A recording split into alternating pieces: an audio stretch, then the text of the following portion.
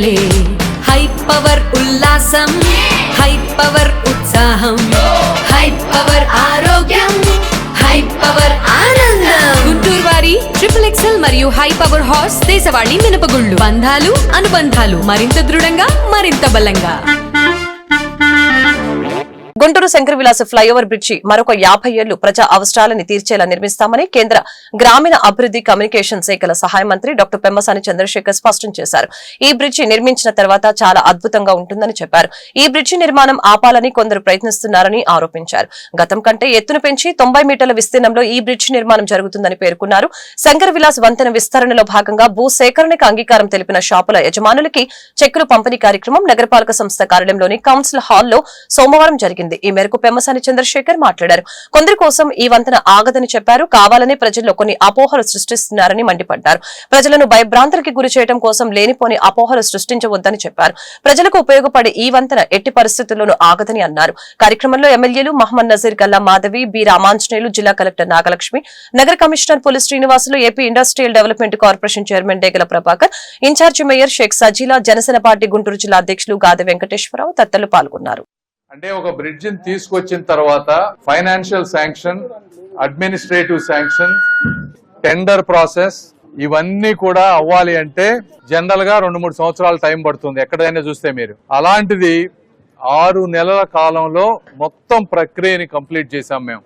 ఈరోజు టెండర్ ప్రక్రియ కూడా పూర్తయి బ్రిడ్జ్ కన్స్ట్రక్షన్ కావాలనుకుంటే రేపొద్దున స్టార్ట్ అయ్యేటువంటి పరిస్థితిని తీసుకొచ్చాం మేము ఫస్ట్ టైం.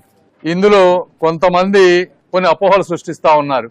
నేను ఒకటే చెప్తా ఉన్నా, ప్రజలను కన్ఫ్యూజ్ చేయటం కోసం అర్థం పర్థం లేని ఆరోపణలు తీసుకొచ్చి అపోహలు కల్పియొద్దు. అండర్ పాస్లు మొత్తం 3 GGH హాస్పిటల్ కి 44 అడుగుల వెడల్పుతోటి అండర్ పాస్ తీసుకున్నాం. అరండల్పేట 4వ లైన్కి 60 అడుగులు వెడల్పు అండర్ పాస్ తీసుకున్నాం. అరండల్పేట 5వ లైన్కి 44 అడుగులు అండర్ పాస్లు తీసుకున్నాం.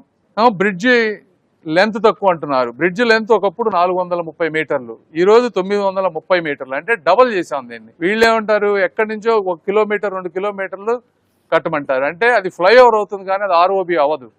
ఇప్పటికే ఈ కొంచెం కట్టిన దానికే చుట్టుపక్కల ఉన్నటువంటి షాపులు వాళ్ళు జీవనోపాధి కోల్పోతా ఉన్నారు. దీన్ని 1 కిలోమీటర్ 2 కిలోమీటర్లు ప్రొలాంగ్ చేస్తే మిగిలిన వ్యాపారాలన్నీ దెబ్బతింటాయి. అంటే వాళ్ళు దెబ్బతినే పరిస్థితి వస్తే మళ్ళీ వాళ్ళు వచ్చి కోర్టుల్లోకి వేసేస్తే ఈ బ్రిడ్జి ముందుకెళ్లకుండా చేయాలనేటువంటి ఒక ఆలోచన. బ్రిడ్జి పర్పస్ ఏంటంటే రైల్వే గేట్ని దాటుకుంటూ చుట్టుపక్కల ప్రాపర్టీస్కి మినిమం డిస్టర్బెన్స్ ఉంటూ చేసేటువంటి ఉద్దేశమే ఈ బ్రిడ్జి ఉద్దేశం. సర్వీస్ రోడ్లు ఇప్పుడున్న దానికంటే టోటల్ మాస్టర్ ప్లాన్లో 120 ఫీట్ ఉంది. అటు 25 అడుగులు ఇటు 25 అడుగులు సర్వీస్ రోడ్స్ వస్తూ ఉన్నాయి. మేము అందరూ కూటమి ప్రభుత్వంలో ఉన్న నాయకులందరూ కూడా మా సొంత ప్రాజెక్టు లాగా కూర్చొని 1కి 10 సార్లు రివ్యూ చేసి ప్రతి సమస్యని క్షుణ్ణంగా పరిశీలించి చేసినటువంటి ప్రాజెక్ట్ ఇది. పొరపాటున కూడా ఇక్కడ ఉన్న వాళ్ళం ఎవ్వరం కూడా తప్పు చేసేటువంటి వ్యక్తులం కాదు. ఏది చేసినా కూడా ఇంత సొంత ఒక 0% కూడా సొంత లాభం చూసుకోకుండా ప్రజల గురించి ఆలోచించి చేసే వ్యక్తులం మేము. కాబట్టి మీరు అపోహలు నమ్మొద్దు.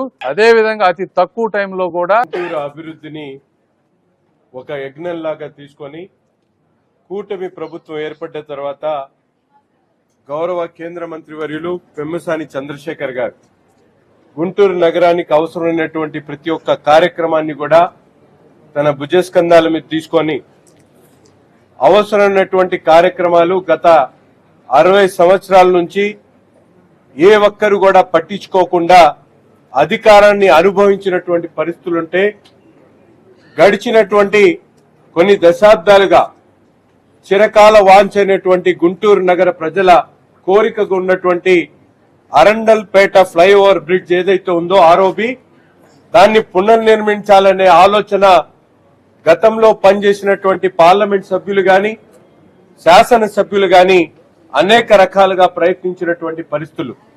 కానీ గడిచినటువంటి 40 సంవత్సరాల్లో ఒక్క అడుగు కూడా ముందుకు సాగనటువంటి పరిస్థితులు ఈరోజు మనందరికి కూడా తెలిసినటువంటి వాస్తవం.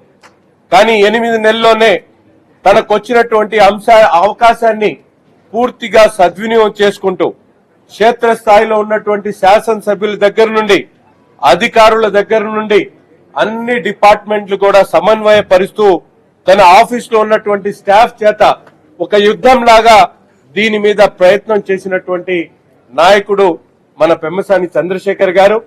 ఈరోజు గుంటూరు నగర ప్రజలందరూ కూడా ఆలోచించాల్సినటువంటి ముఖ్యమైనటువంటి అంశాలు. బ్రిడ్జ్ నిర్మాణం కోసం ప్రజల ఆకాంక్ష ఎప్పటి నుంచో ఎందరో ఈ యొక్క ఆర్ఓబి నిర్మించాలి, ఇది నిర్మిస్తే అనేక ట్రాఫిక్ సమస్యలు పరిష్కారం అవుతాయి, పెరిగిపోతున్న ట్రాఫిక్ దృష్ట్యా ఈ బ్రిడ్జ్ వీక్నెస్ దృష్ట్యా దీన్ని మార్చాల్సిన అవసరం ఉంది, కొత్తది వేసుకోవాల్సిన అవసరం ఉంది అని చెప్పి ఎందరో ప్రజలు రిప్రజెంటేషన్స్ రూపంలో 10 సంవత్సరాల నుంచి కూడా నాయకుల చుట్టూ తిరుగుతూ ఉన్న పరిస్థితులు ఏర్పడ్డాయి.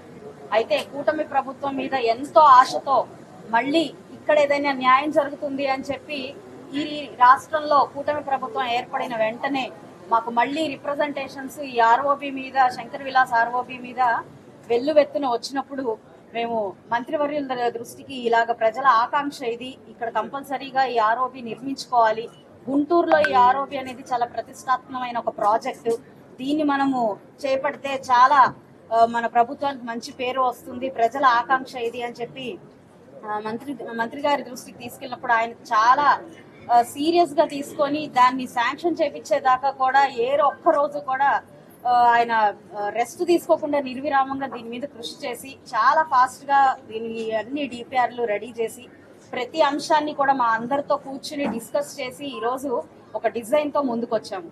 అయితే కొంతమంది నాయకులు, పక్కదారి పట్టించే నాయకులు, అదే విధంగా కొంతమంది మాత్రమే ఉన్న వ్యాపారస్తులు దీన్ని పూర్తిగా పక్కదారి పట్టిస్తూ దీని ఐడియాలజీ అంతా కూడా వేరే యాంగిల్లోకి తీసుకువెళ్తూ ప్రజల్లో ఒక అపోహని క్రియేట్ చేసి ఈ యొక్క బ్రిడ్జ్ నిర్మాణాన్ని ఎట్టి పరిస్థితుల్లో ఆపాలి అని చెప్పి ప్రయత్నిస్తా